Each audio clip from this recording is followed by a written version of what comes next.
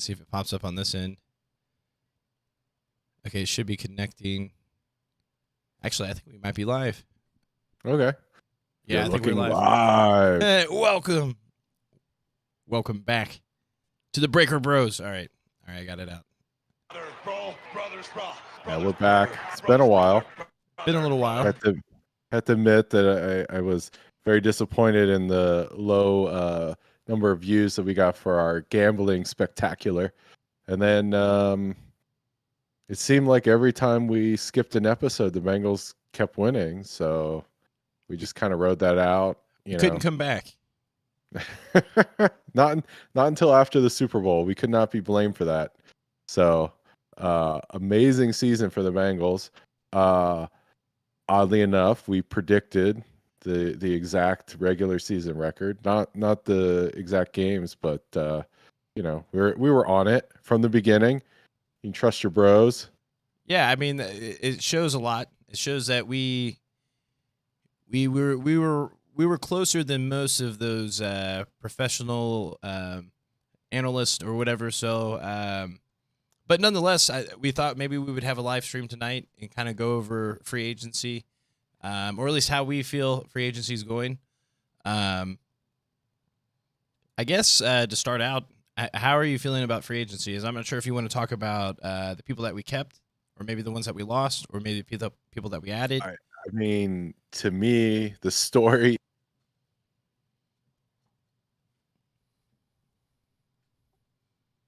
Dollar bills, y'all. Dollar bills, y'all. I think you cut out. Hold on. I can't hear you. Can you hear me?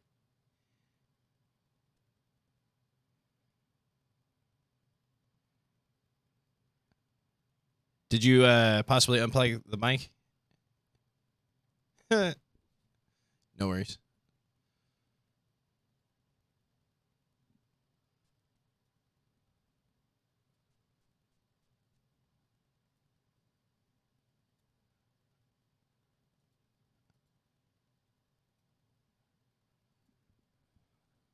Can you hear me fine though? Okay, as long as you can hear me fine, that's fine. No worries. I think for me, until I guess we can hear Eric get his audio back, maybe see if you mute it yourself somehow. I'm not sure if you could double check that, but basically, I guess the way I could sum it up is that it seemed like there was a lot of excitement on the first day where we signed Kappa, which was kind of a surprise, I think, for most people, because I don't think anyone thought we would spend that much money on a guard. Or No. Okay, I can hear you now. Never. Okay. I know. I got a new microphone, and I when I moved it, I hit the mute button. So you figured out the issue. So no worries. But just to kind of sum up what I was initially saying was that it seemed like there was a lot of excitement the first day because we kind of got that guard, and I kind of feel like we may have gotten Kappa and Jensen if Brady didn't come back. That would have been crazy if we would have pulled that off. Like if we would have pulled them too, because like it just seemed like they knew what they were going for right away, and people got excited because like the first signing was within the minute of the legal tampering period. Sorry, were you going to say something?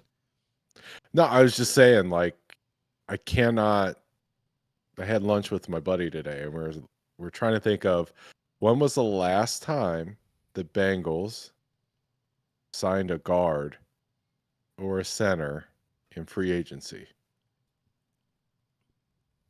like open market guard or center, like just signed a guy. Much less at the beginning of free agency when, these are players that other people wanted. If this were the old Bengals, what they would do is they would try to pick up a guard in the 3rd round and maybe a center in the 4th or 5th round, right? Yeah. And then they would try to draft the right tackle in the 2nd round like they did last year. So it's sort of like maybe they're catching up to the New World Order. Or, I think what I said when I muted my mic was, I wonder if like Mike Brown left his checkbook on his desk and went out for like some turtle soup and then like someone came in and like grabbed it and started making these deals, because this is like the antithesis of the Bengals' typical free agent strategy. Is they have up until this point never paid market value for a guard, never, right? No, that's true, and that's where I was shocking. Maybe he was like Plan B, probably. Maybe Jensen was like the number 1 overall target, but like the more I thought about it, I was like, this is. Yeah, but when was the last time they signed a center in free agency? Yeah, to me, it all goes back to the Burrow effect. I think we all know what we have in Burrow. Yeah. So like we just know we have to protect him. So like it Right. to me, the signs are showing that we're actually one way or another. I think we're getting a tackle. I don't know if it's a left tackle or if it's going to be a right tackle, or if we're going to sign one or if we're going to trade one. I do believe we're setting up to get a tackle because look at who we signed. We signed Kappa, who is a pretty stout guard, right? From what I can see, he's probably maybe slightly above average guard. And then Karras is, regardless, a tremendous upgrade from what we have, just based off of the PFF grades, right? And then you got Karras, who right now could play center and be an upgrade, or move over to guard and be an upgrade. Well, yeah, I feel like I don't Spain, know. I think Spain was kind of a PFF darling. I didn't. I mean, I guess we're not very professional here. I should have looked this up beforehand. Equal value, right? He's flexible. At the very worst, right? He could be a flexible backup. At the very worst, I'd say at the most he would be a solid guard, right? It doesn't prevent us from drafting a center or possibly picking up a better center in free agency right now, right? At a reasonable deal. Yeah, no, I mean, I think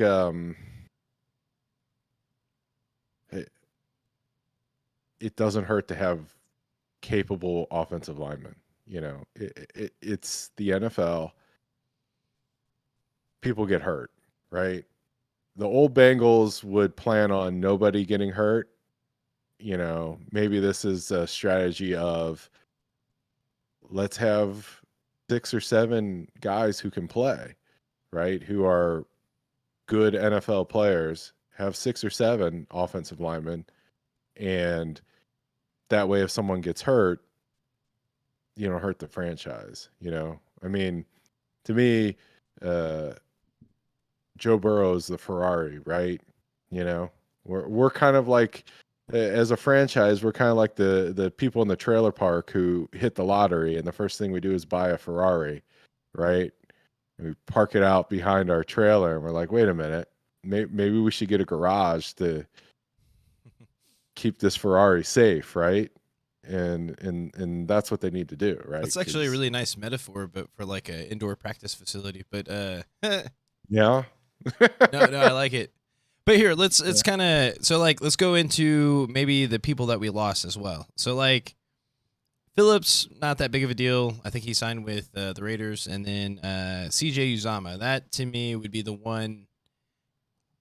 I'm on the fence. It's hard to lose a guy like CJ Uzama, especially he got paid essentially $8 million a year, which is a very, very reasonable price. I would assume, right? I mean, I don't think the weird part, if you think about it, the Bengals kind of hold him back with him being on our roster because like we're never going to utilize him to like his full potential, right? Because like we have so many weapons. So like so maybe I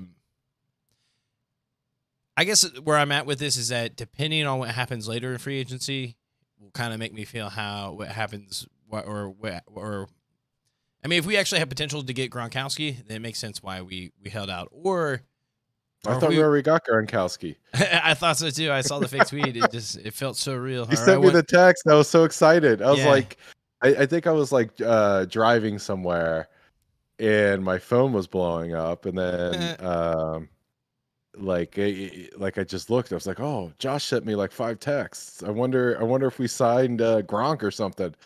And then like we got to the restaurant, right? And then I pulled up the text and I got like them all at once. Like, we signed Gronk. Oh wait, no, that was a fake Twitter thing. I was like, Yeah. oh damn. Yeah, because like it was just perfect timing. Because like I saw this picture, and now I should have double checked to see if this was real. But the timing of it was I saw the picture of Joe Burrow on Instagram, and he followed Gronk, and this was literally like a minute or two of like CJ Uzama signing with the Jets, and then like right after I saw that, that's when I saw that fake post by the fake. I guess Peter Scheffner account or whatever it was, and like it felt so real at the time. And then because I started because if Gronk went to the Bengals, then to me that would be big news. And I was waiting for all the tweets, and it was the only one, and it wasn't making sense. And I clicked on the page, like, oh, this is clearly fake, because it was like one. They used like a special character off in the name, so like everything looked the same except that. So like if you look closely, like but it was clever, but. Hey, sometimes it's fun to be fooled, because like you get that like 10 seconds of like, oh, this is happening. But the crazy part for that 10 seconds, I was like, man, we have a crazy offense. Because the crazy thing about Gronk is that he can kind of block. So like he is like the perfect, like, if whoever is covering him is gonna blitz, he can just chip real quick and then release, and then like he's gonna be out in the open field, and that would be like the perfect piece for the Bengals. And like I feel like the longer he waits out, the better chance that we might actually get him. But it either tells me something like that, we're like leaning towards that in terms of tight end, or we're actually holding all of our chips more for like an actual dynamic tackle one way or another, and corner. Yeah, I think we're getting a tackle. I think that my feel is that the Laramie Tunsil thing, it just feels so Bengals. You got Laramie Tunsil, who $16-ish million a year. It's a good value for a tackle. They'll be able to get them cheap in trade, because once the Texans consummate their trade to get rid of Watson, they're going to be in complete and total rebuild mode. So the Bengals, will be able to flip some draft picks over and get them. And you have them signed for 2 years, 16 million, 17 million a year. Boom, done, right? It's what they like, right? Because it's like there's the structure of the Bengals like, right? There's no cap hit, right? Like his cap will count exactly what his salary is. So they could cut him and not pay him money. That's quintessential Bengals structure for a contract. Yeah, so I feel like we're leaning towards a tackle too, because like just based off of the first day, like it seemed like we were really decisive, and we're setting up to either draft a tackle, I mean, as like our last option if we don't get the person that we're looking for. But it's weird because like as time goes on, I'm actually really getting sold on Armstead, because like I hear like he's actually a phenomenal talent. He's supposed to be like the thing that the Bengals always talk about, or at least mention when it comes to all these additions, is that they're a locker room guy, right? And they say that this guy is. And like the way I look at it, right?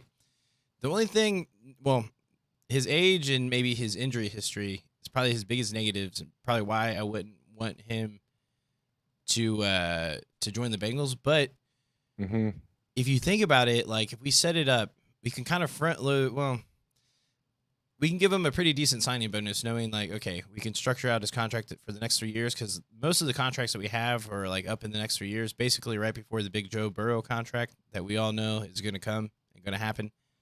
Yeah, it looks like it's going to be like 50 million. I don't even want to think about it, right? We don't even like we got a few years, right? So if they do this right, you get this guy, Armstead, and you could probably give him a pretty decent contract for like 3 years, all the way up to the point where until we have to re-sign Joe. And then hopefully within those 3 years, we can kind of get lucky in the draft and maybe get that next Whitworth, And shout out to Whitworth for retiring. I saw that. I guess that you made that official today. So yeah. But I feel like I'm getting more sold onto this, because if he's healthy, he's an elite talent, And if you look at every other elite team in the AFC, they're loading up on pass rushers. You can tell Mm-hmm. the NFL has turned into like if you have a dynamic quarterback, they're coming after you, right? Like it's Mm-hmm. so like we get Armstead with Williams on the right. And then with the people that we have already, I mean, we have a pretty solid line. Like that's and maybe we can get Spain back on a crazy, relatively cheap deal. And then Oh, he's not signed? no, I don't. Maybe he did sign. I don't know. I didn't see it on this, but I don't think he. No, I don't think he I signed. just assumed he was signed. I didn't No, I think realize. Spain. Like I He's don't a know. free agent? Well, I think so. Like, so I do believe the first piece of the puzzle, from what I understand, is Watson, because there's a potential that Watson can get traded to the Saints, and I think that would be a good reason for Armstead to stay there Mhm. and potentially work something out. But I do see great potential that he could sign with the Bengals if he's truly looking for a championship, right? Because look, like we have a 3-year window right now. You put it just makes sense to me, right? I mean, he's 30, yeah. You just give him a 3-year contract, and it's Mhm. perfect because you're gonna wipe all that out. That money basically is gonna come off your books and be ready for Burrow, and then we basically got 3 years to groom up the best offensive. I mean, because that is going to be the formula going forward. If you're going to pay a quarterback $50 million a year, you're going to have to develop a lot of like you just have to be really great coaching. It's going to be like, and we kind of did that, right? I mean, with the couple of drafts that we had the last few years, like we done it right, kind of. It's The I mean, Bengals depending are what we do with our good offensive line. at they're good at drafting skill players. So I like the idea of, embrace your strength, right? You seem to be able to draft all the skill offensive players pretty well. So just in free agency, you got to supplement the offensive line because, it's no secret the Bengals have missed on quite a few offensive linemen in the draft, right? I mean, you spoke of Whitworth's retirement. I mean, they drafted 2 tackles to replace him, and I don't think either of them are in the NFL anymore. Not even close. Not even close. Right?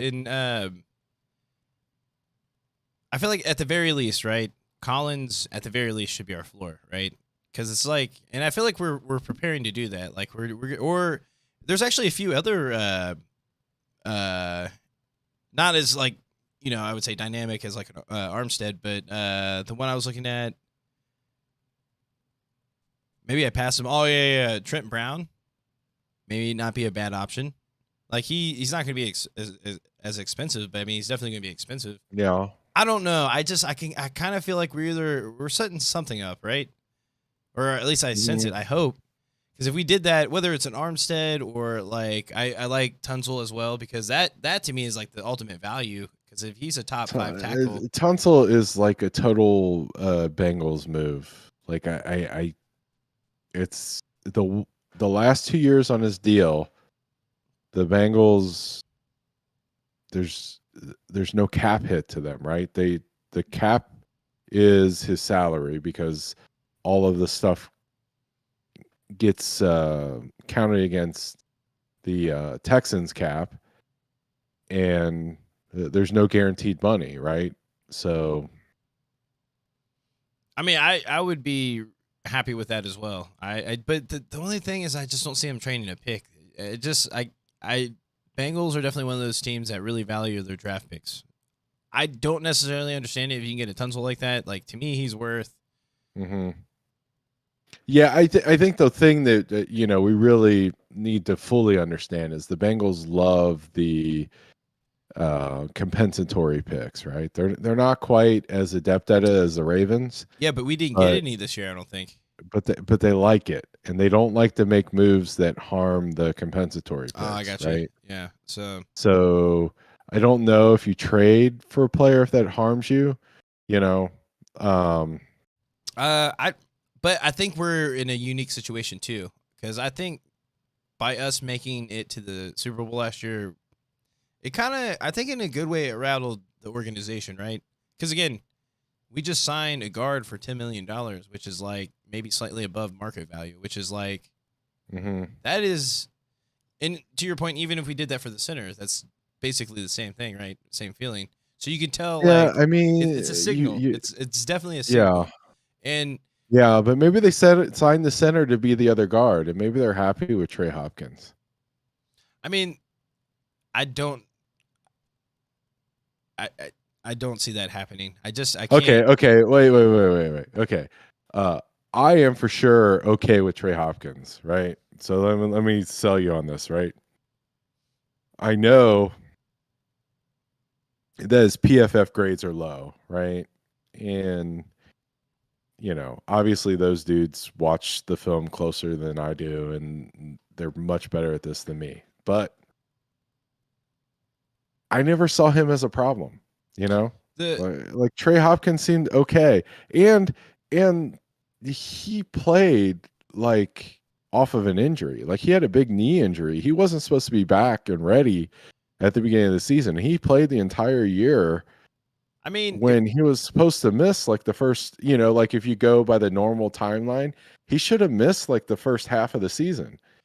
Like maybe I agree. Maybe he's Joe's guy. I agree to a certain. I don't think he's Joe's guy. I think to a certain degree that or at least friends. He wasn't right? the weakest link necessarily, but he was pretty Right. weak. However, I think the problem is that if you're comfortable with that, it's like we could cut him and get for the same amount of money like a Treader from the Browns that they just cut, because I think he was getting paid maybe a little bit less than what Hopkins was going to get paid, and he was graded in PFF as a top 5. It's like a top 5 and top 7. Overall, it's like top 10 center and passing and run blocking. So like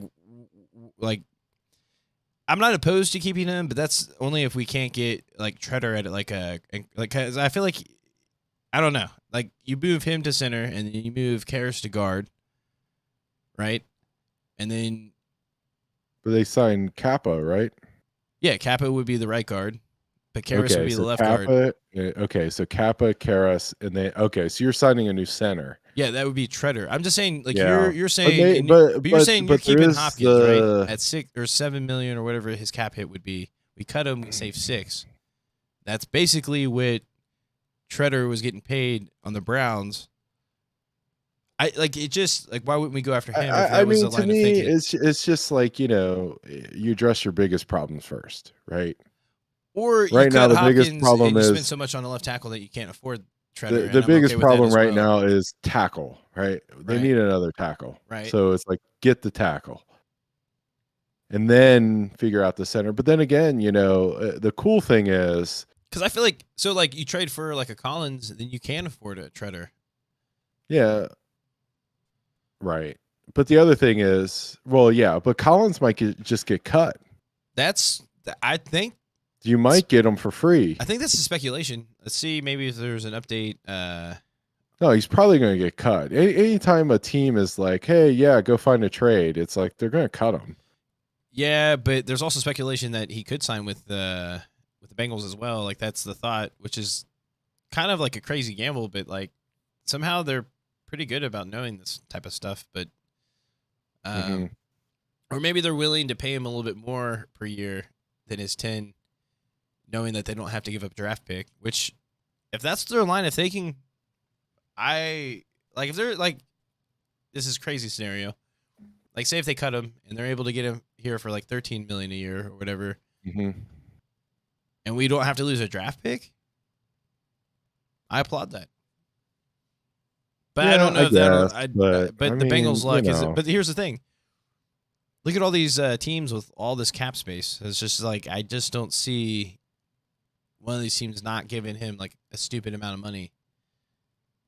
So I feel like if you're going to give someone a stupid amount of money, you might as well get the best, right? But any three of those guys that we talked about, Collins, Armstead, or even Tunsil, I would be okay with, because at that point we have a pretty stout line, and that's kind of what we need for like what's shaping up to be not only in our division but like just the AFC in general. I mean, I like the idea of, okay, you sign a tackle, fill out your line in free agency, right? Because you have a full line now, right? And then in the draft, maybe maybe Lindenbaum falls to you in the first round because people don't know what you need, right? That could maybe you be decide you're okay without them. that could be the play too. Is that maybe because Armstead is going to get a 20+ million contract a year, right?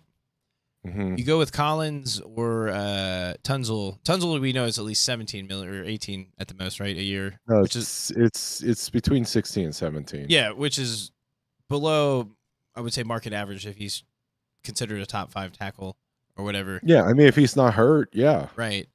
And then Collins, right? Even I don't see him getting up. I don't know, like just like if he gets cut and he's like there's real no issues like personal wise or or personal reasons or whatever, then I could easily see him getting more than 10 million a year, right? Because like the way they talk about him and the way he grades out, like he's definitely above average tackle, right? Mm-hmm. So a right tackle, I know they don't get paid as much as left tackles, but I would say that's at least 13 million, right? Or maybe even 16 million or whatever Tunzel's getting paid. I don't know. It's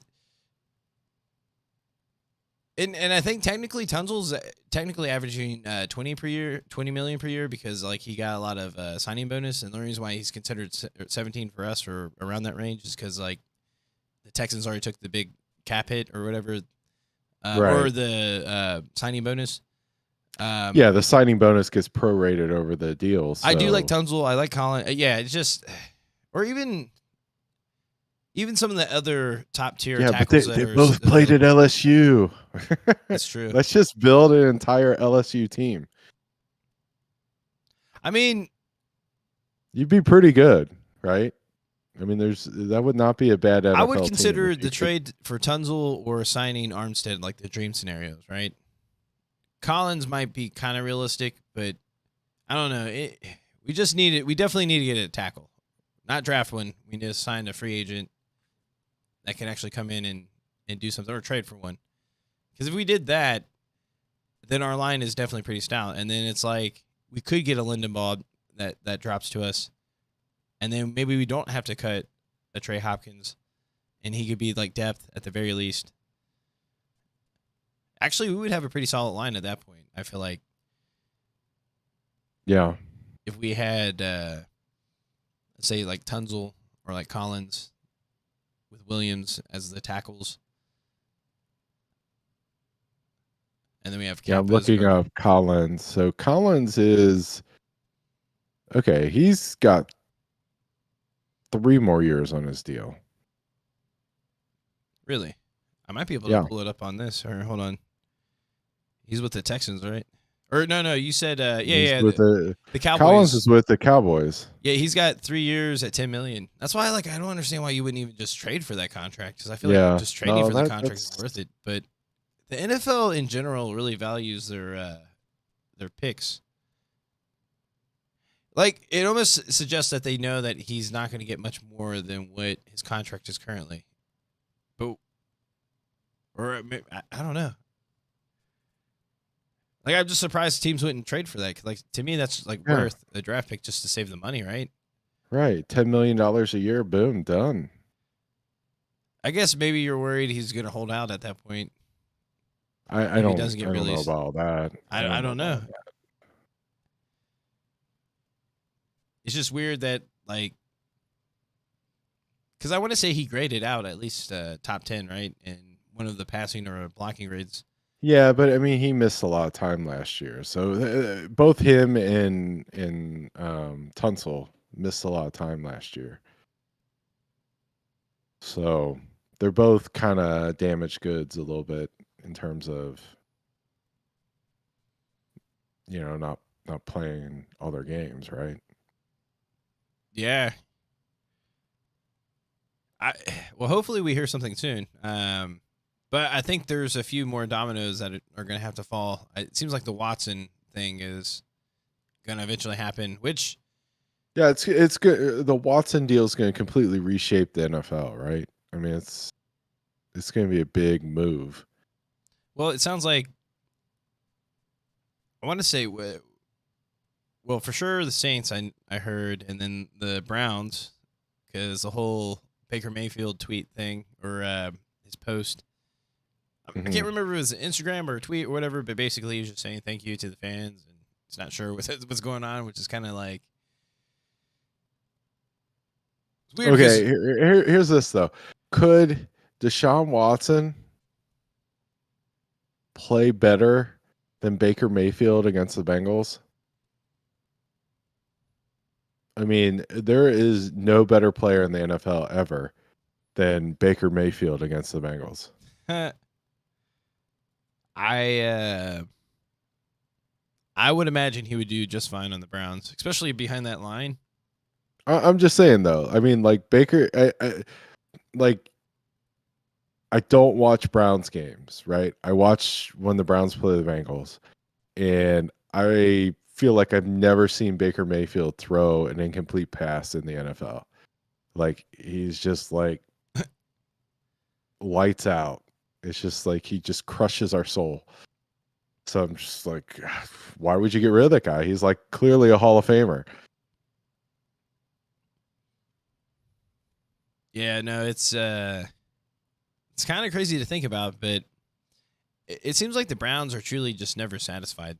It's like they have the opposite problem of the Bengals, where like maybe the Bengals are like overly patient in certain situations, to where like the Browns, like they just never give time for things to kind of like work itself out. But I guess where I'm getting at is like, well, I guess they gave Baker Mayfield pretty good amount of time, but I feel like he had to deal with a lot of head coaches too. And yeah, I mean, the coaching, switching the coaches is a problem. I just never understood the Browns. It's just like there's a period of time where I felt like they were going to just be dominant, and then it just kind of went away, you know? Like they had all those first round picks. Well, I don't know if they're first round, but they had all those high draft picks. You know, they had Baker, they have Chubb. I mean, they had Odell Beckham. They had what's his face, Landry. And I thought, well, wow, that's a good team. And then it all just kind of fell apart last year, right? Like Baker was hurt, cut Beckham. Now Landry's leaving. It's just like, well, who are their skilled players? You know, I mean, Chubb's still there, right? He's a good back. He's a really good back, excellent back.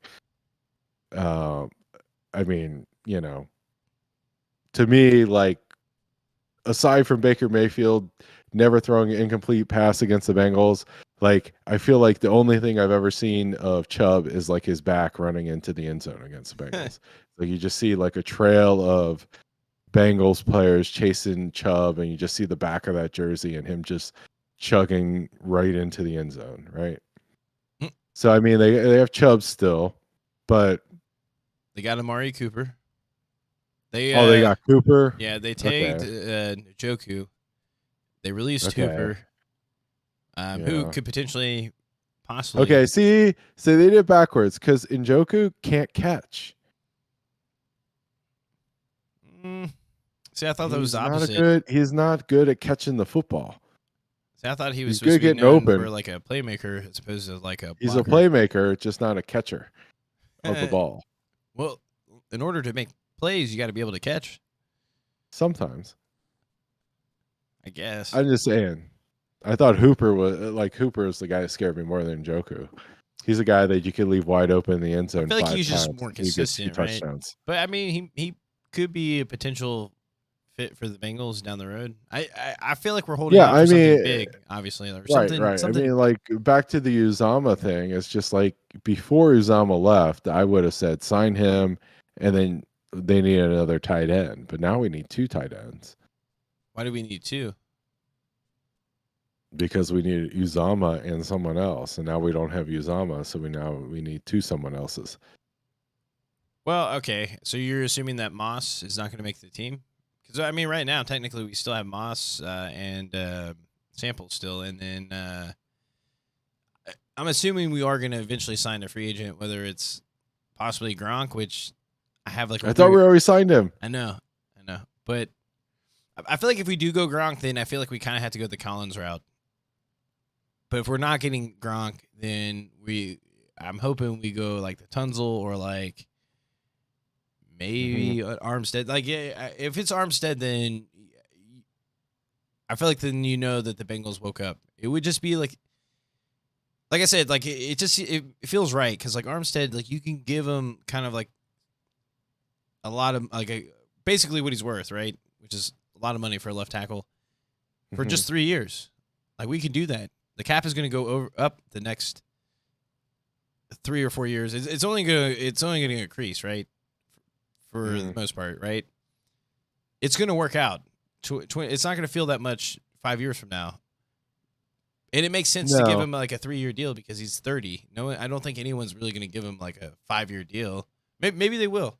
Maybe. Yeah, I mean, yeah, but that's the thing though. Like to me, it's just like sign the lineman. I can see the Colts because it seems like they have a lot of cap space. They can Sign the give him a offensive crazy deal. lineman and figure out the things in the draft that the Bengals have historically been good at figuring out, right? Like the Bengals have been good at drafting basically every position except for offensive linemen and linebackers, even though like Logan Wilson, Jermaine Pratt played pretty damn well last year. So I guess we could kind of talk about the draft a little bit, but I kind of want to, before we go off on another tangent or whatever, but as far as like the people that we kept, we tagged Bates, which it's not necessarily, I mean, it's more of a business savvy move than anything. I mean, like, why wouldn't you just take him? Like, it's not going to like, I think obviously we want to get a deal, but from a business standpoint, like, why wouldn't you just take him if you're that far off? But then we re-signed BJ Hill, and then our long snapper Harris, he's back, and then okay, I was worried about that one. Yeah, right, and then Mike Thomas is just basically depth at safety, but primarily a special teams player, which I think is important. So we got some key pieces back. I was actually surprised how much BJ Hill got. Like he was the guy I wanted them to resign because I felt like Okunjobi, which he did get a little bit more, but they weren't that far off. I think Okunjobi got like 12 or 13 million a year, but basically BJ Hill got 10 million a year. But yeah, how'd you feel about the people anytime you say BJ Hill, all I can think of is best trade ever, man. Basically, is that the best trade the Bengals have ever made? See, Billy Price. I mean, in terms of value, it's kind of. I'm trying to think. I'm like a key defensive lineman for like a Super Bowl run for a center who did not live up to expectations. No, I mean, I even said in the first game that he played with us because I think he had 2 sacks, right? Like the first game that he literally You said it before then. You were like, oh, BJ Hill's going to be good. I'm like, dude, whatever. Well, in my head, it made sense because like I could just because like when you were so high on the defensive line going into the season. I was just like, I don't know, man. It'd all have to work out perfectly for this to be right, and it was. I couldn't believe how well those guys fit together and how everything fell into place. Well, part of it is I think DJ Reader is just pretty underrated. Like I think as long as we have him doing what he does, like we could. I don't want to say like it's important that we have like above average guys, but he definitely enhances the way people. I don't think it's possible for DJ Reader to be properly rated. He's always underrated. Probably one of the better like him and Hendrickson and Hilton, like just like those signings were just, and even a Woozy like her. Every single, I mean, like they signed, like they were masterful in how they signed defensive free agents to build that defense last year. Every piece went together. The defense did not get enough credit for the Bengals making the Super Bowl. And I mean, defense held their own throughout the playoffs and in the Super Bowl, Yeah, Yeah, no, I feel like I don't know. I still feel like Gilmore might be like a year or two deal. Like if he's not going to get like the crazy amount of money, or maybe the max contract that he can get, or whatever max he thinks he's worth, Mhm. then why not play for possibly a championship? But I don't know. I feel like they're going to go like basically a step above Eli Apple, and then I think we're going to draft for a corner or possibly a safety within the first couple of rounds of the draft, based off of like how everything's setting up. Mhm. Because if they did that, then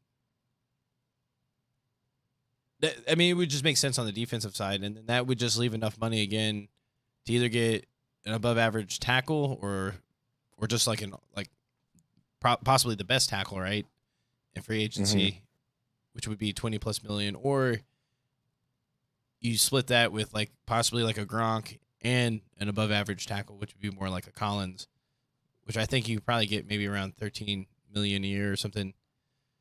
Like if we did that, that would be I would be really okay with that, because then you can truly go into the draft BPA. I feel like you would go like basically, because essentially we would have to draft for a guard at that point in either scenario, whether we go for like the best tackle or just a better tackle, right? Mhm. And then of course if we get a tight end, then we could truly go BPA in the draft, because I feel like if we don't address the tight end in the free agency, then we kind of have to get a tight end early. BPA, best player available. Yeah. Got it. Yes. Okay. No, I mean, yeah, but that's the way you should do it, right? You should build your team through free agency, and then draft the best players available the entire draft. And that's, for the most part, how we did the last couple of free agencies, I feel like. I mean, obviously, we had a few things kind of fall into our laps. Mainly Joe Yeah. Burrow and Jamar Chase. And I would even throw T. Higgins in there. Yeah. I mean, if there's a way they can keep T. Higgins and Chase for a while, that would be crazy. I don't know if they can, though. We'll have to do that calculus sometime. I don't know, because what's his face in for the Chargers got $20 million a year. Who? I can't think of his name. Is it Williams or Mike Williams? it should be on here actually? Here, let me see if I can click on it. Add. Who? Thinks you live in Ohio still. Yeah, it is Mike Williams, but I think it was like What's a 7? 14? Mike Williams was like the number 4 overall pick when he was drafted.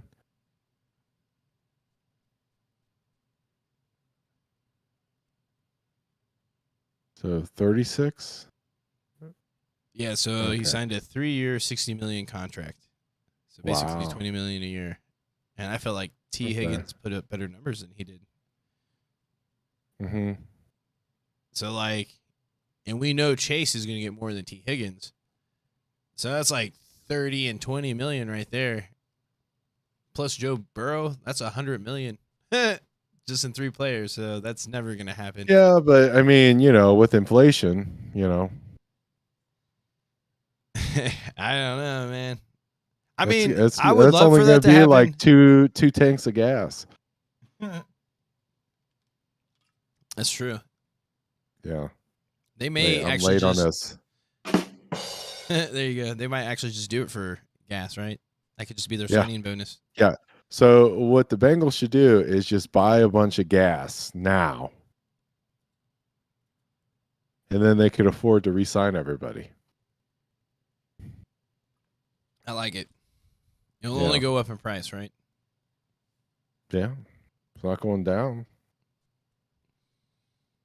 Get it. Financial advice, everybody. Dollar Get bills, into y'all. as much debt as Dollar possible in bills, y'all. 2022 Hey, dollars. talking about bills. dollar bills.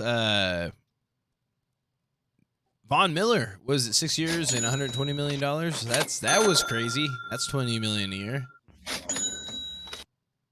Congratulations. Did they actually show the numbers on that? Because I wanted to see how much is actually guaranteed. Because that's all that really So, matters. did you say Von Miller? Yeah, Von Miller, 6 years, For 120. who? Von Miller. No. Who'd he sign with? Oh, I'm sorry. He signed with the Broncos. He went back to the Broncos? No. Sorry, Bills. He went to the Bills. Oh. Yeah. He seems he didn't do much in the Super Bowl, right? No, I'm pretty sure he got a sack. I'm not sure if they have his contract on here. It doesn't look like they do. I don't like that's another thing. Like, how did they afford this? Like, That's because we root for the organization that manipulates the cap to make it look like they spend more money than they actually do. Whereas well, other organizations do the I think that's opposite. another reason why we're probably waiting, because I think we're waiting for, because there are starting to be like other like players that are getting cut because of these like they're going to have to cut someone. I mean, they haven't even calculated his pay in here, Mm-hmm. and they only have like what? They only have 13 million available in space, and today they signed Von Miller, the 6-year, $120 million deal, and they got a tight end. I think one of the people that I know they signed I can't remember who, but they signed basically 2 people. So it's like, so I know the Bengals can do it.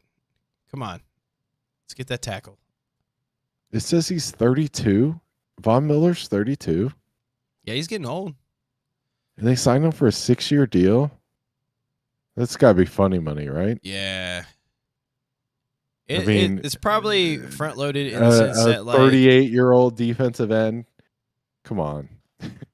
yeah, no, he's there's no way he's gonna see the 6 years, right? So like, it's probably one of those contracts where it's really like a 3-year, $45 million contract or something. Or no, that doesn't add up. It's probably like a 3-year, like $65 million contract, right? Mm-hmm. When you really break it down, probably not even worth that much, because guaranteed money he's probably only getting maybe 30. 17.5 million per year for the first 4 years. 51 million in guarantees. 51 million. Yeah, so 4 years times 17 and a half is 70. So I think you're right. It's probably closer to a 3-year deal. But, so it's probably like more like a 3-year, $51 million deal. So 3 years, $17 million a year ish. Yeah, there's no way he's gonna. Yeah. I mean, regardless, he got his money. Like, he maximized it out. So like, good for him. No, yeah. I mean, all for guys getting paid. Don't get me wrong. But I was just looking at the age. I was like, wow, he's 32. Who signs a 32-year-old defensive end to a 6-year deal? It's crazy. But he was listed as the second best free agent, and he got paid like it. That J.C. Jackson got 5 years and $82 million. Okay, that's better than 6 years, $120 million, right? Yeah, way better. Yeah. I mean, like, what Chandler Jones get? 3 years, $51 million. Yeah, that's probably about what Von Miller got, right? 30. Yeah. Yeah. They're basically, I think Chandler Jones and Von Miller basically got the same deal. Yeah, it looks better. That's probably what. It's just Von Miller's looks better, but like he's going to get cut. Yeah. At the 3-year point. Without a doubt. Without a doubt. or possibly trade it, but no one's gonna trade for that contract. Like, No. Okay. Yeah, I don't know. I don't know how I feel about signing 32-year-old defensive ends. yeah, I'm just looking at some of these numbers. No, like you look at the Randy Gregory deal. That's the better deal, right? Yeah. Because he's 29. So you got.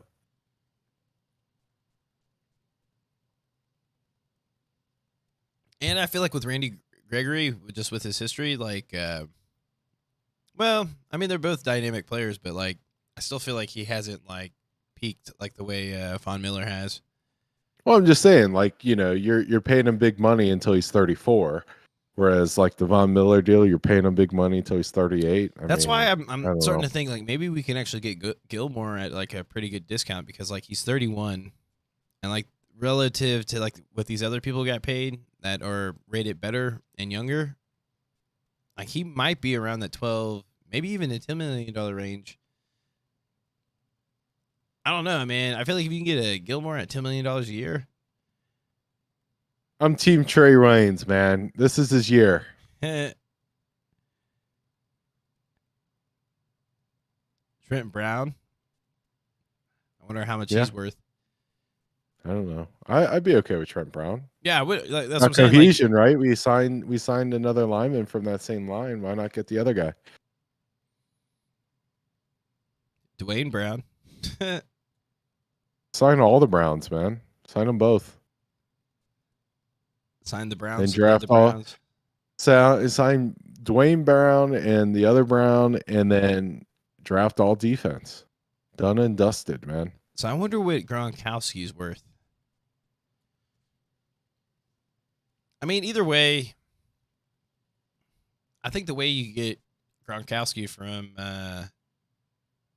Tampa is that you give him a two. Well, actually, that's probably what they're doing for him. He's going back to Tampa. I mean, he's going to play with Tom Brady. Yeah, I feel like it too. That's why I feel like we kind of have to sell out for tackle. Like we kind of have. I to mean, sell out. I think it was realistic for the Bengals to sign him until Brady said he was coming back. Gronk is. I mean, like, why would Gronk play with any other quarterback? That top tier tackle, and we get like maybe like a Hooper. I'd be okay with it. No, I'm on sign both Browns. Sign them both. We'll draft a tight end. See, I like this deal a lot because it's like, I feel like the deal that they did is like they're trying to set up the line. Like if they can get a quality player, Michael Thomas traded to the Washington Commanders. Which Michael Thomas? I don't know. Let's see if Ian Rappaport. Is it the Bengals, Michael Thomas? No, I don't like the deal no if it is.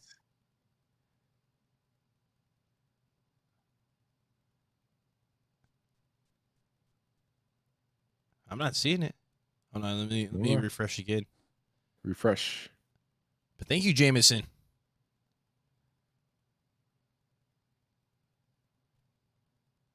Actually, they could be sleeping right now. Who? Scheffner and Rappaport. Same bed. I Brand. thought it was funny. Same brand. Well, not that matters. I thought it was funny that they signed Conklin as well, the Jets, after they got Uzama. Yeah. That's crazy. That's 6 years. That's crazy. All right. Oh yeah, this is where he said he was coming back to Tampa. All right. Mm-hmm. Yeah, I'm not seeing that. I guess. Sure, Okay. we'll get an update here soon. Dante Jackson. I guess he could be an option. I don't even know who that is. He's a corner for, was a corner for the Panthers. But I feel like he could be like a kind of like a woozy type player, where you don't necessarily have to overspend. Or actually, it would be like considered a value contract.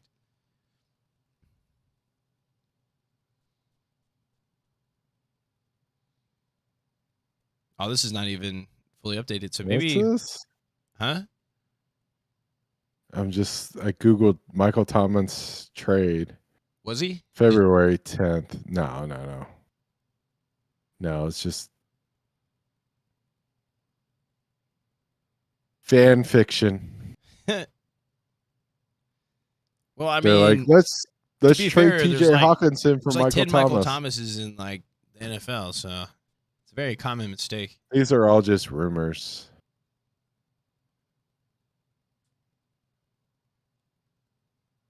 Yeah, I can't. Ogunjobi. So 3 years, 40 million. Mm-hmm. 40.5. Okay. So was that like 13.75 or something stupid like that? Okay. It's not that bad.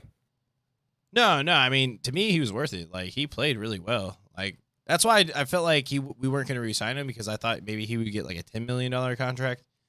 Because we signed him for like 7, I think, last year, and he kind of outplayed it. And then I thought BJ Hill, like, I think if everything went the way they thought it would, is that BJ Hill wouldn't play as much as he had to, and he didn't have to show off all of his ability. Because like, if you can kind of keep it a secret, you don't have to pay him as much. But I think people knew, like, to me, they were fairly similar. Like, there wasn't that much of a fall off from when BJ Hill went in for Ogunjobi. But both played phenomenal. So the Michael Thomas traded to the Washington Commanders was a comment that we got? Yeah. Okay. We've been trolled. I was like, It's all right. unless we heard it here first from the comment section. Seems like they waited a really weird time to trade him, but I guess business never stops. That's right. Not in the Beltway. Let's see if this has been updated. Oh, this was updated 6 hours ago, so they're sleeping too. I mean, it's fairly accurate. You got the Von Miller. It's probably when they stopped. They're like, he got 120 million.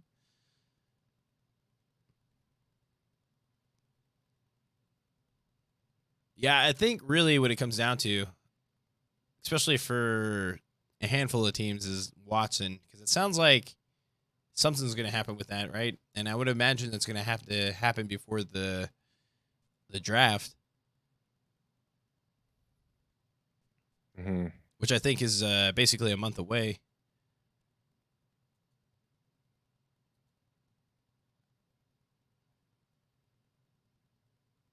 I don't know. I don't feel like there's that many like big names this free agency. Or maybe Okay, scroll back up. Would you see? Bobby Wagner. Does that pique your interest? Yeah, I mean, why not? I don't know what he would be worth. I don't know. But I would imagine he would be at somewhat of a discount. So let's see. Who else on this list do I covet? I feel like he'll probably go back to the Ravens.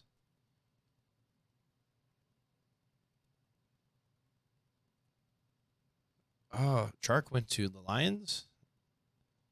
10 million? It's not bad.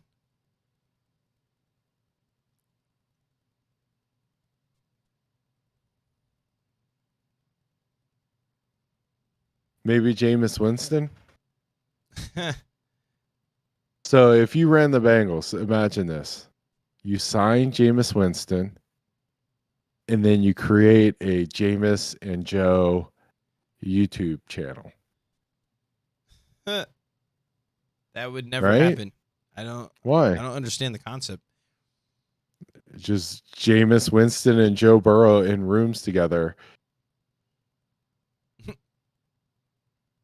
right? I guess what kills me is that the Steelers really picked. Shit, I can't even think of his name. Mitchell Trubisky. Yeah, Trubisky over Winston. I guess because they knew Winston would get paid a lot Well, more. the Bears picked Mitchell Trubisky over Patrick Mahomes, right? So, just saying. I heard there was some interest in Patrick Peterson, but he would only be like a year deal for sure. Or maybe a few years. 31. I mean, I feel like corners can play decent until they're like 34-ish. Like, you definitely don't want that to be your number one corner, but I don't know. I feel like a Patrick Peterson you could put in for a year, but that would pretty much signal that we're going to draft a corner kind of high, which I think is probably going to happen within the first couple of rounds. Pretty sure. But I think you could definitely get him a lot cheaper. Like to me, he would be like, but he's the same age as Gilmore, so I guess they're really not. You might actually get more value out of. I feel like you're having an existential crisis. Well, no, I'm thinking. Brother. Because I would assume he's probably worth what, 12 million, and then that would make. I mean, you're still paying him a lot. I guess he would be 7 and 8. I don't know, 7 to 8, or maybe he would get it about the same. Who knows? I have no clue. But that may not be a bad pick. All right, go down lower on the list. We got to look for guys the Bengals might actually sign. Really? You don't think we have a chance for Peterson? I think we might have a shot. Other guys the Bengals might also actually sign. Okay. Fisher? Maybe too old? I like his name. It's very close to my name. Only like 2 letters off, right? I thought you were going to say it because you like to fish. No, he's only 2 letters off from my name.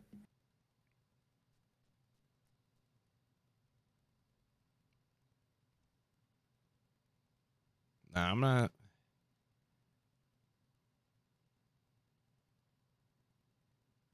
Don't really. Doubt we'll get another guard, though.